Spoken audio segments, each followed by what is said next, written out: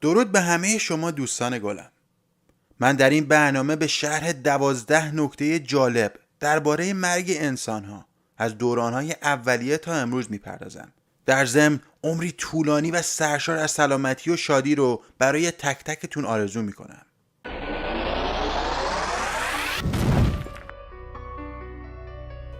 شماره 1. 3 روز بعد از مرگ آنزیم هایی که تا قبل از آن غذای شما را هضم می‌کردند شروع به خوردن خود شما می‌کنند. شماره 2.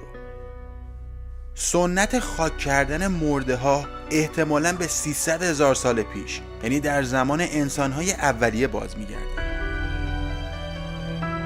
شماره 3. در کل تاریخ حضور انسان‌ها در زمین حدود 100 میلیارد انسان تا به حال مردند. شماره 4. اگر حساب کنید همین امروز حدود 153,000 جان انسان از دست رفته است. شماره 5. قابل توجه پزشکان، دستخط بد شما در نسخه نویسی مسبب مرگ بیشتر از 7,000 نفر در ساله. شماره 6. حس شنوایی آخرین حس انسانه که در بدن یک مرده خاموش میشه. شماره 7. متاسفانه در هر 40 ثانیه یک نفر در دنیا دست به خودکشی میزنه. شماره 8. همینطور در هر 90 ثانیه یک زن در حال زایمان جان خودش رو از دست میده. شماره 9. به صلیب کشیدن هنوز هم یک روش اعدام در کشور سودانه.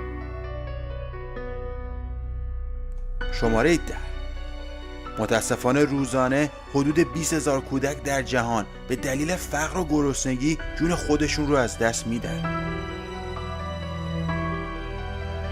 شماره 11.